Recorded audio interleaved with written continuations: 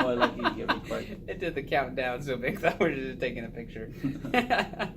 What's up, y'all? Time for another OCR Minute. Brought to you by sucralose and red dye 40 laden BCAAs. But I keep trying to tell Victor I'm still healthy because it's branched chain amino acids. Well, even if it has lots of sucralose in it. You're showing them a body container, so they're really confused on that. I'm just reusing the container. But that's how it works, right? It doesn't matter if there's like lots of sucralose in red dye 40, as long as I have the branched chain amino acids. No. I'm healthy. No. As long as you have the sucralose, you're fine. Fair enough. I can't beat that.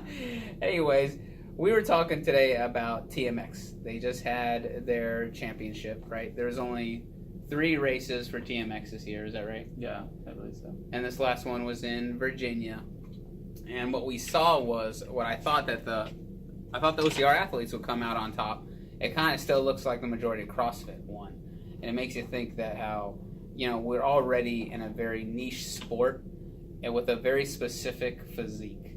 Like OCR athletes have to be stronger than runners, faster than bodybuilders. You kind of walk this fine line. So you have the strength and the grip strength to do the obstacles, but it's still a race. Yeah. You're still running all kinds of sizes. And so I think, in my opinion, in order to be the people that are going to be seriously competitors at TMX, it's another step across that line that we straddle of strength and speed, being a runner in strength. I think it's another step closer towards the CrossFit side. I think the people that want to be competitive in that, they're going to have to train specifically just for that. Because you kind of see a certain body type that is in conjunction with if you can win, you can get a chance of being a podium or being competitive at TMX. You have a certain body type. Obviously, Hunter McIntyre, an outlier. There's always some outliners. Yeah. You see the bigger guys that can also run, like him and Isaiah Vidal.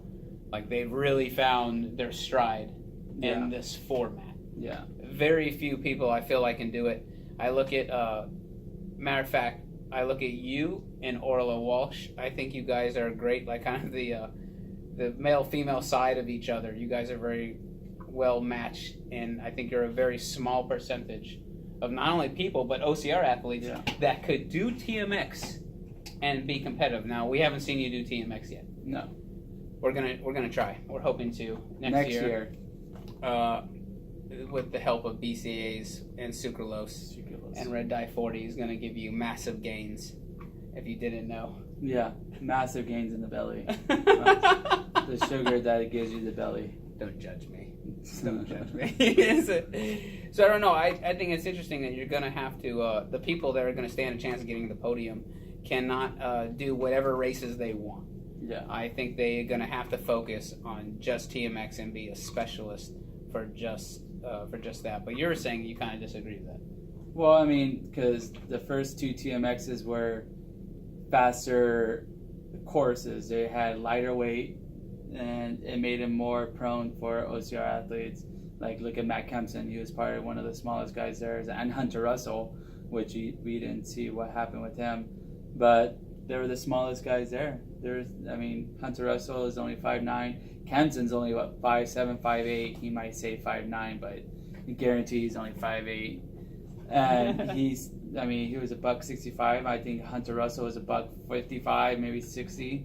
Yeah. So I think for the heavier side, yes, it plays more to the heavier guys that are 170 pounds, 180, 200 pounds of muscle. I think Hefner is 185, right? Yeah, but he's also 5'7", 5'8". So he's not very tall, but prone to his side because he does CrossFit. Yeah, and he has that endurance part where he could just go only within a mile, I would think. But he might actually push harder and go even 2 miles or whatever he does.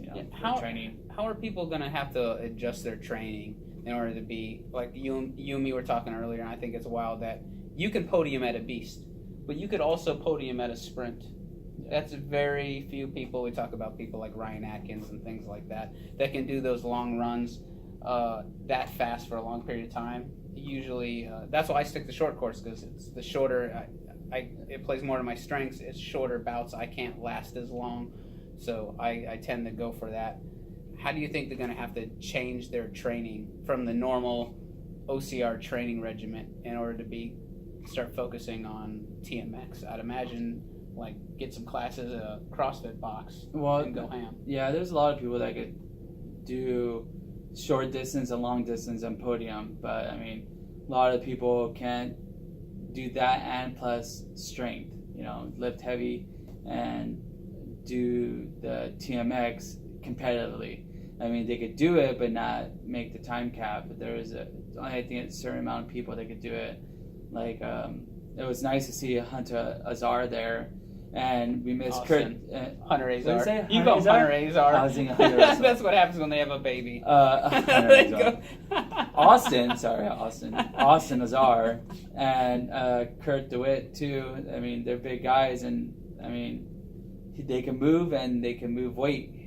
But now we see a lot more of the CrossFit athletes catching on the TMX. They talk the way we talk in OCR, so they're telling each other and like, oh, I'm going to try this OCR race out. Yeah, this OCR race. I also think that Tough Mudder just contacted them. They didn't sign up for the race, so I think if TMX was, around, of course, so TMX will be around next year, but I don't think that they're going to be signing up for the next race. I think Tough Mudder paid for their races to come out to give the OCR athletes a run for their money, and I think that's usually how it works when they invite people over. Just like the first TMX championships last year, they invited the American Ninja Warriors, and a lot of them got whipped. Yeah, Grant McCartney or whatever, the Island Ninja. Yeah. Wow, blew me out of the water. That was wild watching him go side by side with Hunter McIntyre. Yeah, did not expect that from the American Ninja Warriors. Yeah, that's something else.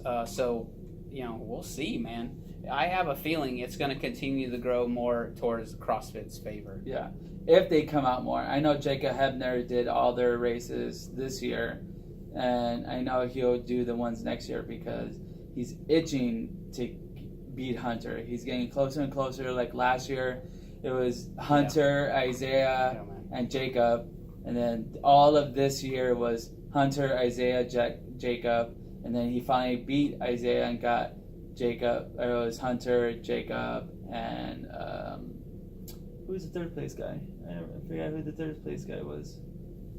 It wasn't Vellner.